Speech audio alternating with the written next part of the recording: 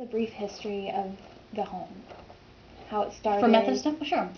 So Methodist Home for Children started as an orphanage over 100 years ago, and we were right on this land, and basically it was war times, and so people were going off to war, and the kids had to go to, the orphanage for someone to care for them. So it was campus-based, there were schools, there was housing, and we did that up until about 1970. And then in 1970 is whenever, leadership and everybody looked at it and said, where can we best meet kids' needs? And at that time also, orphanages were kind of going away anyways, and we went to the community, and that's whenever we became community-based and sold off our land, and we still have some land here, but not all of the whole park, but we sold off some of our land and really went into, the local communities where these families and these kids were that were at risk. What exactly is your mission? Oh dear. You want me to repeat the whole thing? Because I don't memorize it. In service to God, da da da da da. Do you need me to really read it? No, you don't have to read it. If you want me to read it, part of it. because I can read it. In service to God, our mission is to build upon the social, physical, emotional, and spiritual strengths of children, youth, and families, and to affirm their worth. It's very long, that's why. Trust me, we didn't expect you to. How would you say, what would you say is the most challenging part of being a nonprofit? Funding.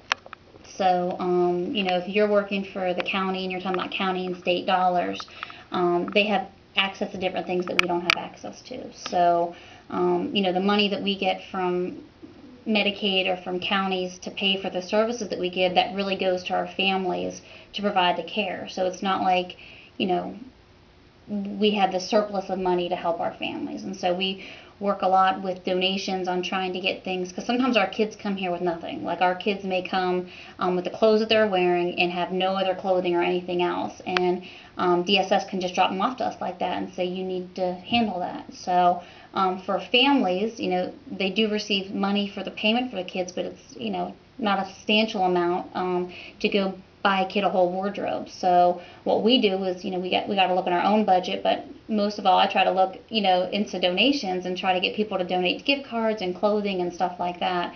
And we wouldn't have that struggle if we were a public organization. Now, public, they also do struggle financially, but not as hard as the nonprofits do. After your child is adopted, how long do you keep contact with them, and in what ways?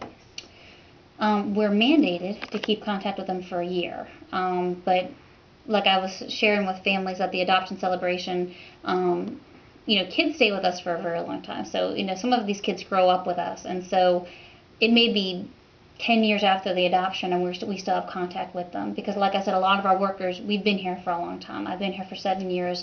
I have workers that have been here, several workers that have been here for over 10 years. And so you can imagine if you did an adoption with a kid whenever he was 5 and you're still here, we still have that contact. So we're mandated by the state to do a year, but we, our families they can contact us forever, whatever they need. So. Were there any questions we haven't covered? I think, yeah. We did. Okay, well, I guess, what is your favorite part of working here? Helping kids and families. I've been working with kids and families, like I said, since I was 18. I was a freshman in college, and I always knew that I wanted to help kids, and I always knew that initially I wanted to take them out of bad homes. Whenever I was younger, that's what I wanted to do. But realized that as I got older, I could never be an investigative social worker and actually rip kids out of their families' arms. I couldn't do that. So my favorite thing is working with kids, getting them to some success, and reuniting them with their families. So, seeing the little successes, like for, some of our kids, they really struggle with respecting authority figures. They were never taught certain things like how to accept feedback from adults or how to follow instructions, because they've been bounced around their whole life. And to have a kid that actually you can see that change from one day they come in and they're fussing at you, cussing at you, throwing things at you, and then 6 months later they're actually asking, Miss Erica, how are you doing today? Or, can I get you something to drink? Or, and they're really and they can show respect. So that's probably the biggest thing. And for our little ones, we have some kids that have been through some really horrible situations, and so to see them actually be somewhere safe and not be abused, and to know that we can find a family that will love them and care for them because their own family couldn't,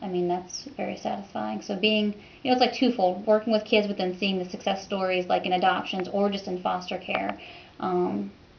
That's kind of why I do it and why I continue. I don't know if that answers it. I think that's good. I think that's it. Thank you. Thank you. Thank you. Thank you very much.